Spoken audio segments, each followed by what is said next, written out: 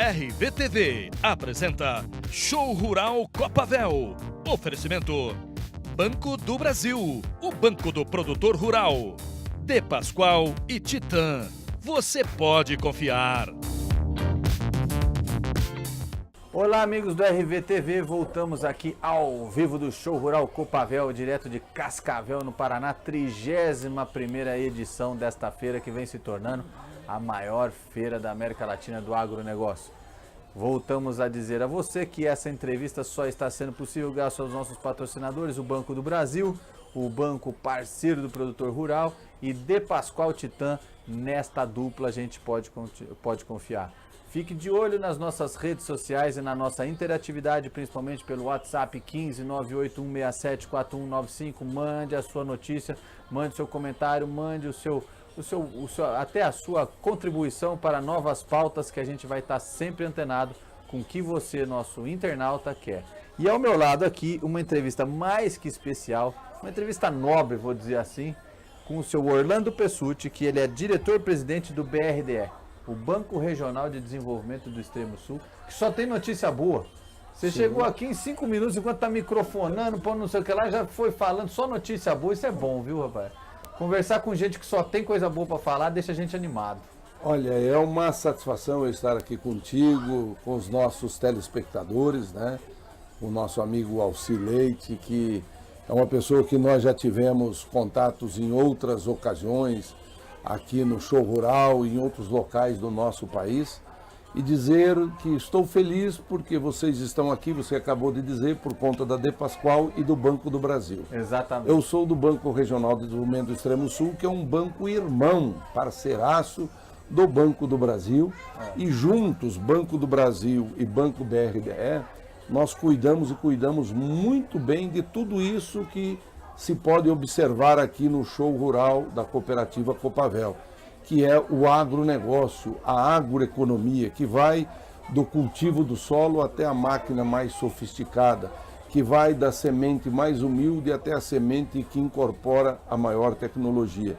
E eu digo isso porque a vida do Banco BRDE, que é um banco que tem 58 anos, que é um banco do Paraná, Santa Catarina e Rio Grande do Sul, ela foi lastreada, a vida desse banco, em meio ao cooperativismo, em meio às empresas que atuam no agronegócio, na agroindústria, e em apoio ao comércio, à indústria, aos prestadores de serviços e agora, mais recentemente, também apoiando municípios com financiamentos que possam estruturar uma vida melhor nas cidades todas por onde a gente tem estado enquanto Banco BRDE, enquanto financiador do desenvolvimento da geração de emprego e renda em todo o Paraná, Santa Catarina, Rio Grande do Sul e Mato Grosso do Sul. Como eu falo, quanto mais o senhor fala, mais notícia boa você dá, e quanto mais notícia boa você dá, mais a gente vai ficando contente, entusiasmado e estimulado. Você estava me falando que estava me falando que em 2018 a liberação desses créditos para todas essas finalidades somou 2,3 bilhões de reais, e esse ano a expectativa do BRDE é liberar entre 2,4 e 2,6 bilhões de reais. Nós mal começamos o ano, o Brasil vem vivendo uma onda de otimismo com o resultado das últimas eleições, com a composição dos cargos de primeira linha e de alta confiança do novo presidente. A agricultura, de uma forma geral, foi muito bem representada com a nossa ministra Tereza Cristina. Exato. Então só tem notícia de euforia para o setor. Exato. E o senhor vem colocando mais fogo nessa euforia. Você nos disse, a hora que chegou aqui, que já liberou algo em torno de 300 milhões nesses poucos dias de 2019, e hoje, numa solenidade, dentro aqui do Show Rural Copavel, liberou mais 112 milhões de reais. Exatamente. 112 milhões.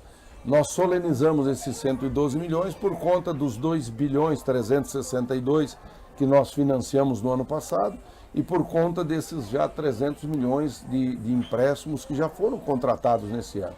São 3 estados. A nossa meta é 2 bilhões e 400, 2 bilhões e 600, então nós temos que estar aí, cada estado por mês, financiando em torno de 80 a 100 milhões. e graças a Deus está indo muito bem. Nós tivemos uma pequena estiagem, você sabe, final de novembro, início de dezembro, isso prejudicou a produção e a produtividade em algumas regiões. Aqui mesmo no Oeste nós tivemos problema, mas mesmo assim vamos colher uma safra muito boa, tanto de soja quanto de milho, esperamos de trigo também, de outras lavouras. Estamos tendo mesmo, e apesar de todas as dificuldades, operação carne fraca, greve dos caminhoneiros, embargos de alguns países árabes, né? O caso das salmonelas que aconteceram, nós temos aí algumas dificuldades na avicultura, mas somos ainda, sem sombra de dúvida, o país que mais produz e exporta frango praticamente, só perdemos para os Estados Unidos, né? No boi estamos em primeiro lugar, nos suínos também, um destaque muito grande, e no momento em que nós conseguirmos para o Brasil o status de livre de febre aftosa sem vacinação, mercados do mundo inteiro, principalmente da Rússia, vão se abrir para a nossa carne suína e aí, sem sombra de dúvida, andaremos bem. O leite está indo bem. Aqui nesta nossa região do oeste do Paraná, nós estamos aí com 3, 4 importantes projetos de cultivo, né, em tanques cavados de tilápia, né, tanto da cooperativa Copacol, da cooperativa Cevale, da cooperativa Copices, né, são projetos que nós, inclusive, do BRDE, estamos financiando. Então, é momento... E é uma atividade nova isso aqui para a região, nova, né? Ninguém imaginava esse potencial e estão todos surpreendidos, né? Graças ao financiamento de vocês. Exatamente, graças a essa ação cooperativista, graças a essa determinação dos nossos produtores, né? Que sabem que devem diversificar a sua atividade, né? E o Paraná é muito bom nisso, porque o Paraná tem uma diversidade agrícola. E é curioso esse exemplo que o interessante. senhor deu, porque muitas vezes a inovação sofre exatamente com isso. Como é uma coisa nova, ninguém quer investir. Sim. Todo mundo quer investir naquilo que já existe, que é mais seguro, né? E vocês foram lá, nesse caso da piscicultura, investiram numa coisa nova que deu muito certo e tem se tornado até num referencial dentro da aquicultura aqui no Brasil, essa criação de tilápia aí nos grandes Agora, lagos. o que a gente teve que fazer, né? A gente teve que, num primeiro momento, buscar o apoio de uma estrutura agregadora, que é uma cooperativa, que é uma associação de produtores, né? Porque de nada adianta eu sozinho, você sozinho, o Alci sozinho, ninguém vai chegar a lugar nenhum. Não faz nada, sozinho ninguém então faz nada. Então você tem que verticalizar, você tem que perseguir a cadeia inteira. Então aí você tem que juntar, você tem que ter o projeto, você tem que ter as licenças ambientais, que eram muito difíceis de serem conseguidas, né? Outra atividade que poderia ser muito mais vigorosa no Brasil, já que temos dezenas, centenas de represas de hidrelétricas, era a criação de peixes em tanques redes nas lagoas. Você imagine o espelho d'água que tem Itaipu Binacional. Se nós pudéssemos ocupar uma parte maior do que ocupamos hoje, tanto no Rio Paraná, como no Rio Paranapanema, em outros rios, São Francisco e tudo mais, que nós poderíamos aí estar cultivando peixes mais do que estamos, no próprio Tietê. Né? E a piscicultura é algo extremamente importante, o financiamento no desenvolvimento, porque na suinocultura geralmente você usa 3 quilos de ração para 1 quilo de carne produzida. No frango você usa 1,6, 1,8 para 1 quilo de carne. Na piscicultura, 1 quilo de ração vira 1,1 kg de carne. É a maior conversão alimentar que se existe. E cá entre nós, o preço de 1 quilo de peixe está bem mais alto, né? Bem mais remunerado do que 1 quilo de suíno. E uma carne saudável, né? Uma carne que tem uma característica nutricional muito bom para um país que ainda tem bastante pessoas desnutridas, pode até entrar nos programas sociais aí de merenda escolar e tudo mais, porque é uma carne nobre, que tem uma alta rentabilidade e está muito ligada à agricultura familiar, né? Tem muito dessas populações ribeirinhas que não tem uma renda assegurada. E com a piscicultura passam a ter uma renda e uma dignidade importante dentro da sociedade. A gente defendeu muito isso quando eu era secretário da Agricultura de 2003 a 2007, né? Depois eu fiquei só na vice, depois assumi o governo em 2010 no Paraná. Naquela ocasião a gente numa ação conjunta com a Associação dos Atingidos por Barragem aqui na região de Capitão Leônidas Marques, na represa de Salto Caxias, nós fizemos um trabalho justamente de cultivo de peixes em tanques, redes, para que fosse utilizado na merenda escolar daqueles municípios lindeiros, né? a represa de Salto Caxias. Então foi uma experiência legal que a gente fez, como tantas outras experiências, né? Nós fomos o primeiro estado do Brasil que instituiu o Fundo de Aval Garantidor dos Empréstimos da Agricultura Familiar, numa parceria com o Banco do Brasil. Fizemos um programa chamado Trator Solidário, que daí a Secretaria Nacional de Agricultura Familiar, na época com o Walter Bianchini, o ministro era o Rossetto, Miguel Rossetto, nós conseguimos na ocasião instituir um financiamento chamado Mais Alimentos, que foi baseado no Trator Solidário. Quer dizer, nós conseguimos com a fábrica de tratores, a New Holland, que eles diminuíssem o preço do trator, o Banco do Brasil garantia o financiamento na ocasião e nós garantíamos quando o produtor não tinha com o aval do governo. Então era uma coisa bem casada, bem amarrada. Fizemos também o programa Leite das Crianças, né? E até hoje, esses 3 programas, que eram um programa de governo da época em que Orlando Pessutti era vice-governador, se transformaram em programas de Estado. Hoje, por lei, os 3 programas continuam. Só não continuou um outro programa que era maravilhoso, que era a soltura de peixes, né, de alevinos e juvenis, tanto no litoral do Paraná e principalmente nas águas e rios, né, do continente, nas águas continentais. Naquela oportunidade nós soltamos 33 milhões de juvenis e alevinos, repeixamos, repovoamos os nossos rios. Então, são essas coisas que faz com que a gente esteja aqui num dia como hoje, desde as 9 horas da manhã. Não deu nem tempo de almoçar. Hora que eu estava na fila para almoçar... Contribuiu tanto para a produção da agricultura que não conseguiu nem almoçar. Mas comi tanta coisa por aí que fome, se ficar sem comer, acho que uns 10 dias com essa reserva que eu tenho, não vou morrer de fome, não. Imagina. Mas foi... É agradável estar aqui conversando com produtores, com produtoras de idade ou com a meninada mais nova, né? Eu tenho 66 anos, há 60 anos eu vivo intensamente o agronegócio, a agroeconomia.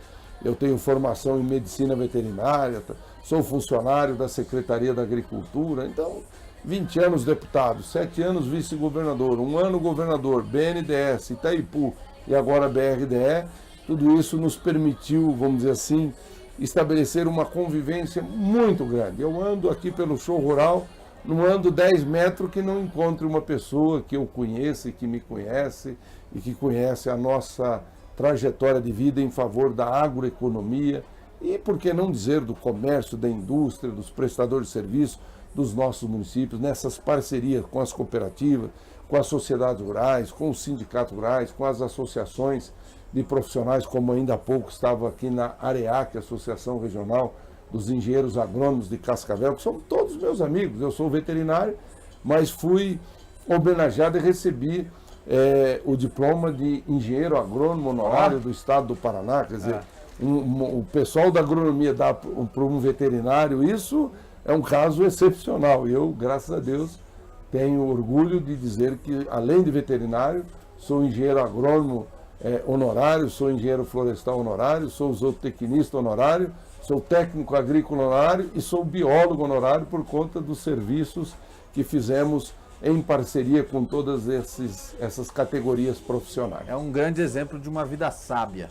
Porque uma coisa é ser inteligente, outra coisa é ser sábio. Temos e o senhor está dando grandes exemplos aí de uma vida sábio, de buscar desafios, de tentar resolver problemas, mas unindo, não desagregando. Não, né? E a vida pública dos últimos anos deu maus exemplos. E a sociedade acha que todo mundo que atua na vida pública são más pessoas. Não são. E o exemplo que o senhor está dando de tantos anos dedicado e com todos esses feitos e essas realizações, que em todos os meios existem pessoas ruins e pessoas boas, que a gente tem que saber, antes de julgar, separar quem é mau e quem é ruim. E agregar, isso é difícil. O senhor, como veterinário, está permeando no meio da agronomia, da zootecnia, mostrando que dá para viver pacificamente com todas as classes profissionais que fazem do agronegócio brasileiro essa potência. E uma coisa que eu achei muito interessante na vida do senhor é que o senhor sempre deu apoio ao pequeno produtor, à agricultura familiar. Vários exemplos que o senhor pontuou aqui estão muito ligados ao pequeno, aquele mais desfavorecido, aquele que muitas vezes não tem acesso ao bem mais difícil que é para você prosperar, que é o financiamento, né? Exato. Porque O quando crédito você é rico, fundamental. quando você tem posses, quando você tem histórico, você alavanca o seu negócio em várias frentes. Agora, aquele primeiro degrauzinho é o mais difícil de subir, né? É aquele que Por dá isso- uma distensão na coxa danada, né? Que você tem que dar uma pedalada que é absurda. E o senhor pontuou a sua vida muito nisso. Eu acho que é um grande exemplo de uma vida sábia por causa disso. Eu li recentemente um trabalho da FAO, recentemente não, já faz uns quase 10 anos, de que se a gente pensasse num prato de comida saudável, arroz, feijão, batata, bife, ovo, uma salada, 73% daquele prato vem da agricultura familiar com e certeza. do pequeno produtor rural. Então, se hoje a gente tem um mal, que é a fome, que é a escassez de alimento, que é a privação de uma vida saudável, 73% disso a gente poderia estar resolvendo com a agricultura. E eu acho que o senhor contribuiu muito para isso. Deve ser um dos poucos, viu? Não, tem muita gente Não, com que todo esse tem. histórico, não. Não. Pontualmente aqui ou ali pode ter Eu contribuído. ainda há pouco citei o nome Mas você de... fez na agricultura, na piscicultura, na olericultura, na pecuária de leite. O senhor foi citando praticamente todas as cadeias, o senhor alavancou. Eu ainda há pouco citei o nome de uma pessoa que nós politicamente somos, vamos dizer, hoje adversários, já fomos companheiros, do Walter Bianchini, né? Que é uma das figuras que muito Adversários fez... temporários, daqui a pouco vocês... Eu sou amigo pessoal dele, quero bem ele, né? Mas por conta dessas desavenças do PT e o PMDB, eu sou do PMDB, do PT, então hoje nós somos adversários políticos, mas somos amigos, irmãos. E eu fiz questão de citar o nome dele porque ele foi um grande incentivador da agricultura familiar. Ele e tantos outros, né? Dentro do Instituto Emater, da Carpa, da Secretaria Nacional de Agricultura Familiar, muito se pensou. E eu sou daquele seguinte, eu não discrimino o grande produtor, não vejo o grande produtor como um mal, como Cada um também precisa não de um nível de discrimino, ajuda, né? não discrimino o agricultor familiar, não discrimino aqueles que são assentados nos programas de reforma agrária. Eu acho que cada um de nós tem o seu espaço. E você tem que, para promover a justiça, você tem que justamente tratar de forma diferenciada os diferentes. Exatamente. Se você tratar de forma igual, porque essa história de dizer que a lei tem que ser igual para todos, ela tem que ser igual para todos naquilo que todos são iguais. Naquilo que são diferentes, você tem que dar uma... né? Você precisa ter algum mecanismo de diferenciação. Então, quando nós fomos ao encontro do agricultor familiar para financiar a ele o trator solidário e criamos o fundo de aval para garantir o financiamento, é porque nós tínhamos certeza que sem aquele apoio ele não conseguiria pequeno trator. E produzir segurando o rabo seco de uma enxada não é fácil. Exatamente. Quando o Fernando Henrique Cardoso, lá atrás, criou o Programa Nacional de Fortalecimento da Agricultura Familiar, o PRONAF, ele entendia que era necessário fortalecer a agricultura familiar. E você disse bem, 73%, 75% daquilo que está na nossa mesa todos os dias vem da agricultura familiar.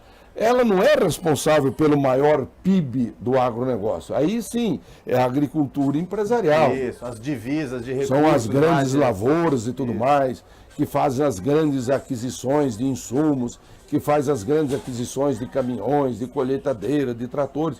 E isso é fundamental para a economia do país, para gerar emprego, gerar renda, gerar tributos. Mas a agricultura familiar, que bota o alimento na nossa mesa, ela é importante para você ocupar essa mão de obra no campo, ela é importante para você ter o que comer na sua mesa.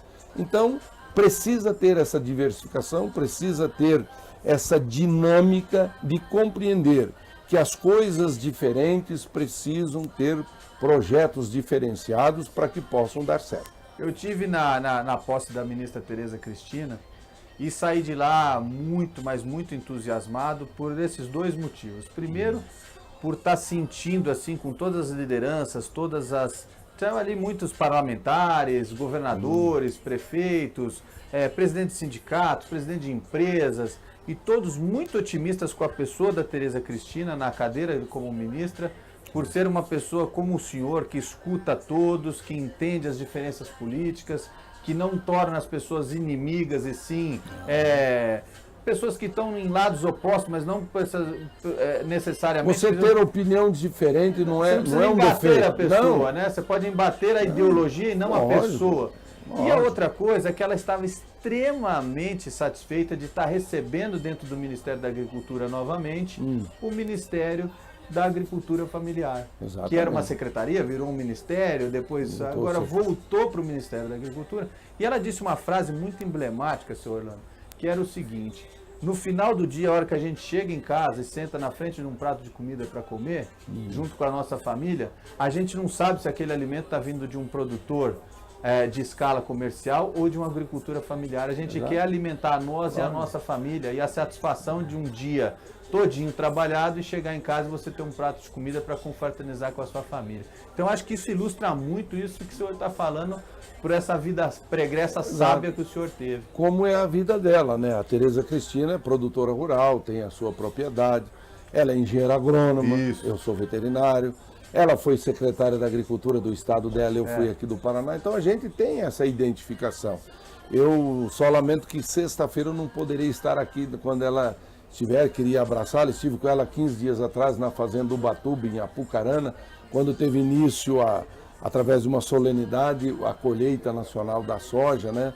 Então ela é uma pessoa que dignifica o cargo em que está, ela dignifica o Ministério da Agricultura com a sua história de vida, com o seu trabalho como parlamentar, como produtora, como secretária. Eu espero que ela faça muitas coisas boas. Para você ter uma ideia, nesta semana passada ou nesta semana, ela autorizou mais 6 bilhões de reais, sabe, Elci? Mais 6 bilhões de reais para Pronaf e Pronamp, que são recursos para a agricultura familiar e para o micro e pequeno produtor. Porque o Plano Safra, ele aporta recursos a partir de 1º de julho do ano anterior, né, vamos dizer, do ano 18, e vai a 30 de junho do ano 19. Mas chegou em fevereiro, nós não temos mais dinheiro em algumas linhas de créditos. Nós estamos remanejando. Produção não espera, né? E a produção precisa, e o agricultor está demandando. Então nós não tínhamos mais recurso para pronafianos e nem para micro e pequeno produtor. Ela fez um remanejamento, ela nesse dia lá de Apucarana, ela disse, olha, nós vamos trabalhar para remanejar a portaria. Esta semana veio a notícia de mais 6 bilhões de reais para a Pronaf e para a Pronamp, o que vai permitir que nós vamos poder continuar atendendo. É lógico, está faltando alguma coisa de recurso lá no programa Inovagro, no Moderagro, na agricultura baixo carbono, no ABC, mas a gente está fazendo alguns remanejamentos de recursos internamente dentro do BNDES ou dentro dos próprios recursos do BRDE para que a gente possa atender a essas demandas, né? Hoje, por exemplo, é muito significativo, nós recebemos diversas pessoas buscando recursos na área da inovação tecnológica. Você precisava conhecer o projeto de inovação que a indústria de erva mate e laranjeiras, aqui de Laranjeiras do Sul, está fazendo. Inclusive fizeram até uma parceria com o Luan Santana. O Luan Santana está fazendo tomar o tererê, né? Então está fazendo esse trabalho. E eles vieram aqui porque a indústria ervateira, que tem mais de 300 anos no Paraná, foi o primeiro ciclo econômico do Paraná, foi a erva mate. Depois é que veio a madeira, depois é que veio o café e depois é que chegou o soja, o milho e o trigo, né? Mas a erva mate era muito artesanal, era aqueles martelos de madeira, todo aqueles moinhos barbacoa, como eram chamados, né? Para fazer o canchamento da erva. Tudo aquilo era muito rudimentar e hoje você tem como transformar 1 quilo de erva mate, que na indústria, me disse hoje a dona Marisa e o senhor Ademir, da erva mate laranjeira, que eles vendem por R$5, eles transformando numa erva mate em pó, que tem um nome que agora eu não vou saber dizer para vocês como que é isso, mas que pode ser misturada numa salada, num pão de queijo, pode ser misturada numa farofa de ovo, pode ser misturada à ração animal, você pode fazer o chá tostado e já preparar ali e beber.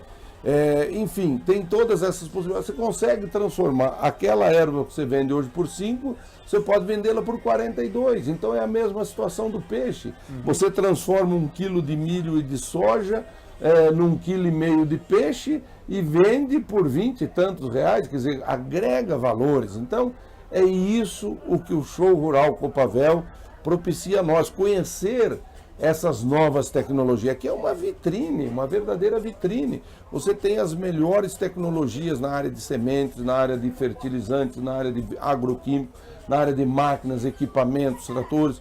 Você tem as melhores linhas de financiamento. Eu conversava ainda agora há pouco com o Banco do Brasil e o Ivan André, que é o vice-presidente de agronegócio, dizia que estão com mais de 150 prospectores técnicos aqui dentro do show rural.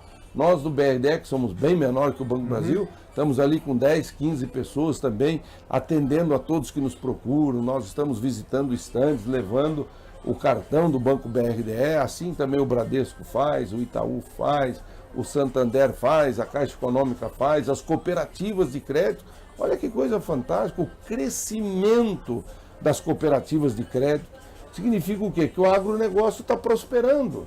Que a indústria, o comércio, o prestador de serviço, apesar da crise, ele está acreditando e está investindo. Com certeza. Nós temos esperanças. Nessas histórias de sabedoria do senhor, que tantos anos está envolvido com o agronegócio e contribuiu, o que a gente poderia estar finalizando e raciocinando assim, em termos de mensagem para toda essa parcela da nossa sociedade, que infelizmente o Brasil tem 86% da sua população nas cidades e apenas 14% no campo, com relação a essa desmoralização da agricultura que um grande setor dos moradores da cidade tem com relação a essa atividade, com relação a essa imputação de que o produtor rural é um inimigo do meio ambiente, tudo, uma desinformação tremenda, e pessoas que têm peso na sua opinião, muitas vezes não querem dialogar com o setor e não querem. Na sua experiência, como a gente poderia estar tratando isso e minimizando esse efeito pejorativo que pode trazer,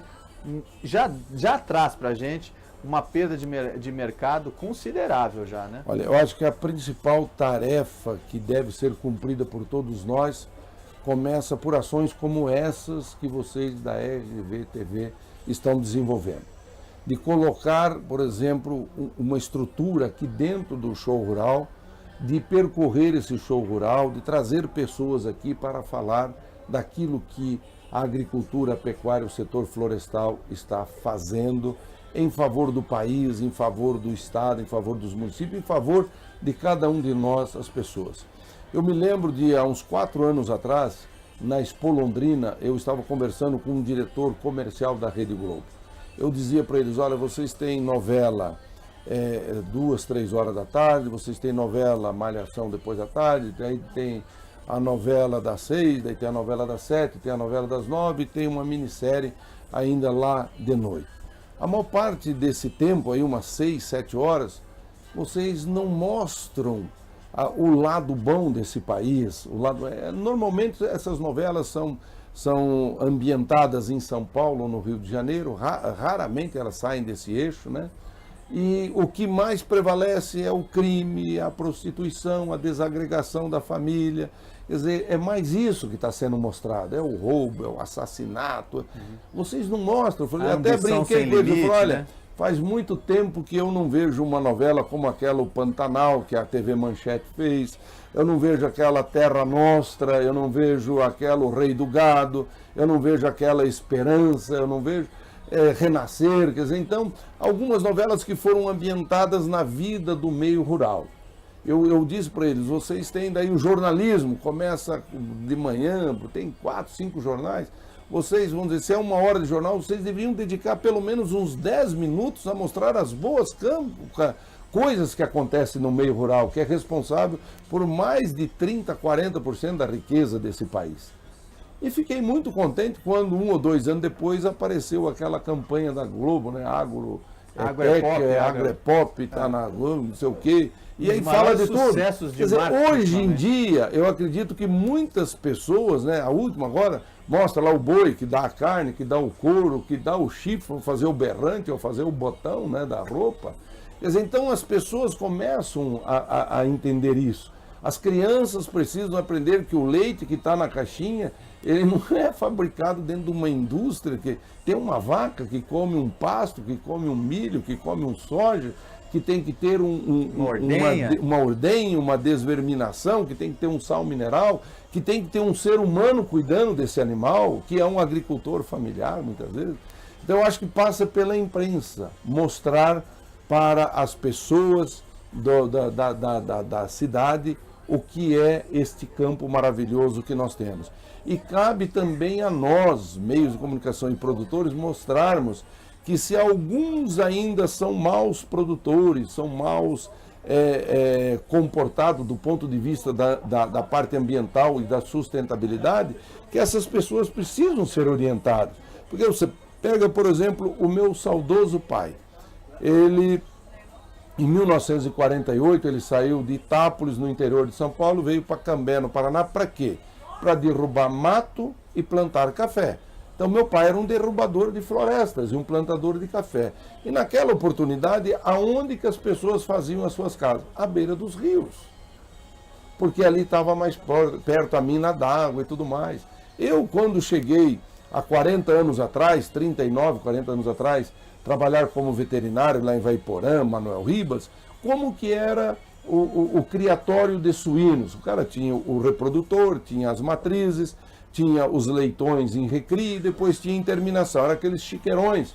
O que eles faziam? Eles desviavam a água do rio para passar dentro do chiqueiro para lavar as fezes e a urina dos peixes. E naquele momento tinha-se uma cultura de que aquelas fezes iam servir de alimento para os peixes dentro do rio. E não era mentira. Só que, jogando todo dia fezes e aumentando o número de chiqueirões, acabou o oxigênio do rio, quer dizer, contaminou o rio, estragou o rio. Então nós temos que fazer toda uma reversão cultural. O meu pai, lá em 48, ele achava que se botasse alho no restolho de milho, desse para a vaca, ela não ia pegar febre aftosa. Se botasse querosene na nuca, não ia pegar febre aftosa. A cinza do fogão de lenha misturado ao sal era vermífugo, né? Exatamente, o vermífugo, lógico, tem esses poderes todos, mas a vacinação sempre foi necessária, fazer a desverminação com o vermífugo correto também é muito bom, fazer a desinfecção não com barro, quando tinha aftosa, botava no barro com cal. Não, você tem que fazer com um biocídio, um produto à base de iodo, você tem que desinfetar. Então, nós temos que fazer uma reconversão de conceitos. Então, hoje eu digo para você, 90% dos nossos produtores agem corretamente no meio rural. Precisamos de novo vir com uma campanha forte de conservação dos solos. Aqui no Paraná nós fizemos, na década de 70 e 80, fantásticos programas de manejo integrado de solos e água. E o plantio direto nasceu aqui também. Sim, através do Nonô Pereira, através do Frank Dijkstra e através do Herbert Bartz, lá de Rolândia, o Frank de Carambeí e o Nonô de Ponta Grossa. Quer dizer, o plantio direto, num determinado momento, ele deu uma atrapalhadazinha na conservação do solo. Por quê? Porque erroneamente alguns produtores achavam que o plantio direto agora eu não preciso mais fazer o murundum, não preciso mais fazer a curva de nível, eu não preciso mais fazer o bigode no carreador para cercar água. Quer dizer, porque naquele momento as máquinas colhedeiras e plantadeiras, elas não tinham um sistema de compensação para que a sua plataforma pudesse trabalhar de acordo com o terreno. Hoje já tem. Então nós temos que voltar com a proteção do solo, com as curvas de nível, com o manejo integrado de solos e água, porque nós estamos perdendo solo novamente. E isso por quê? Porque algumas pessoas acreditaram que só o plantio direto resolve. Não, o plantio direto é um componente dos mais fantásticos que nós temos. Porque você deixar aquela cama morrer em cima do solo, primeiro que você diminui o aquecimento do solo. Segundo, que você deixa criar ali bichinhos, né, besorrinhos e tudo mais, minhocas e tudo que vão perfurar o solo e que vai fazer com que a água da chuva se mantenha mais ali. Então, tem tudo de bom o plantio direto, mas sozinho ele não resolve o problema. Quer dizer, um plantio direto num solo que tenha 1, 2, 3% de declive não tem problema. Mas estão plantando hoje em solos com 10, 11, 15% de declive, aí você tem que ter um murundum. Então, essas coisas a gente tem que cuidar. Mata ciliar, proteção de nascente, tudo isso a gente tem que cuidar. E o produtor está cuidando. E é bom que todos saibam, né, que hoje no Brasil, a área que nós cultivamos, ela é infinitamente menor do que a área que estão preservadas na floresta amazônica, na Mata Atlântica, em reservas indígenas. Então, o agricultor não é quem degrada o meio ambiente. Eu sempre faço desafios às pessoas e digo que as pessoas que moram na cidade hoje são quem mais agride o meio ambiente se comparado com os agricultores. Nossa, senhor Orlando, muito obrigado por esse compartilhamento da sua sabedoria. Tomo a iniciativa humilde de até complementar duas coisas que o senhor falou com relação à preservação ambiental. O novo cadastro ambiental rural, que já tem 96% dos imóveis cadastrados, Exato. Identificou que dentro das unidades de produção, seja ela pequena, grande, média ou latifundiária, preservam juntas 218 milhões de hectares, que é um preço de mercado, de valor, valorado pelo ITR, chegam a 3 trilhões de reais de um ativo ambiental florestal preservado. E mais que isso, sobre o agricultor brasileiro, nós temos apenas 16% da população, 14% da população brasileira no campo, isso vai dar 35 milhões de brasileiros, que produzem alimento para 220 milhões de brasileiros e um excedente para outros 700 milhões de habitantes do planeta Terra. 1 bilhão de pessoas. 1 bilhão de pessoas. Então, ou seja, esse agricultor que o senhor está defendendo, que deve ser infinitamente defendida pelos meios de comunicação, com todo o poderio da administração pública, não são bandidos, são heróis, porque alimentam 1 bilhão de pessoas no mundo. E não existe herói maior do que aquele que mata a fome e agrega a família. Você sabe o que eu sempre disse, muitas vezes em formaturas de agronomia e de veterinária, eu sempre fiz questão de colocar o seguinte: nós somos os promotores da vida, aqueles que cuidam do ar, da água e da comida. Você pode ter o melhor médico, você pode ter o melhor confessor, seja um padre ou um pastor, você pode ter tudo isso, nada disso garantirá o prosseguimento da sua vida material, pode garantir da sua vida espiritual. Mas o que garante o prosseguimento da tua vida material? Vamos dizer, se eu cortar a sua respiração, você vai aguentar quanto tempo? Minuto, 2 minutos, 3 minutos, mas vai morrer. Morre aqui, sentado. Se eu te cortar a água... 30 dias. 30 dias você vai acabar aguentando aí, vai dando. Se cortar a comida, pode ir uns 60, 80, mas vai morrer também. Vai morrer. Quer dizer, então, se você não tiver ar de qualidade, água de qualidade e comida de qualidade, não adianta ter um médico de qualidade, o padre de qualidade, o pastor de qualidade. Você vai morrer. A casa maior do mundo, mas não, você morre. Então, quem que cuida disso para você? É o homem do campo, é ele que está lá protegendo a mina, protegendo os rios, água, o lençol freático. Então, nós temos que ter cuidados com o lençol freático, com aqueles produtos que você joga em cima da terra. Tem que ter. Tem que ter, nós tínhamos que ter cuidados. Eu digo que a gente tem que ter cuidados prévios. Uma coisa, por exemplo, que a nós todos assolou nesses últimos 13, 14 dias, o rompimento da barragem de Brumadinho. Pois eu digo para você que em 1994 eu era deputado estadual e propus um projeto de lei obrigando auditorias ambientais naqueles empreendimentos potencialmente causadores de acidentes ambientais. Frigorífico, usina de açúcar, duto da Petrobras, barragens e tudo mais. Quer dizer, foi um projeto que levou 8 anos para ser aprovado e se transformar em lei no Estado do Paraná. Só em 2002 que virou. Então, a gente tem que ter esse sentido da prevenção, quer dizer, as auditorias ambientais. E eu falo tudo isso porque nós vamos ter problema com água na frente. E nós aqui, onde estamos aqui, nós estamos assentados em cima do aquífero Guarani. Antigamente se chamava Botucatu, né?